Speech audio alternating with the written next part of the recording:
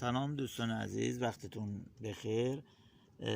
همونطور که میبینید اینا بوته‌های پیاز هستن که کاشتمشون تقریبا حدود 2 ماهی میشه که به این اندازه در اومدن و انشالله منتظریم که تا اواخر خرداد و شاید اوایل تیر ماه اینها به بار بنشینن.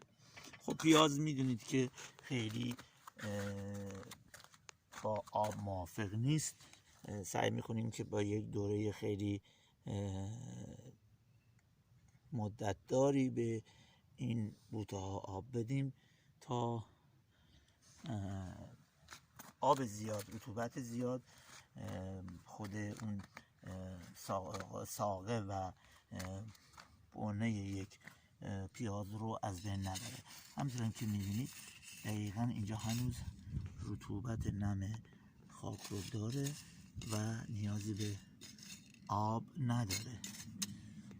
ما برای اینکه یک مقداری ایجاد تنفس بشه برای این بوته ها میایم کناره بوته ها رو به این صورت با خیلی دقت زیاد میایم با یک بیلچه و یا سیخی چیزی اینها بتونیم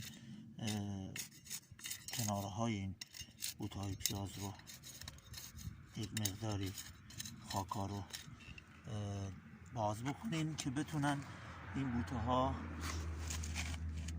حالت آرامش خودشون رو به دست بیارن.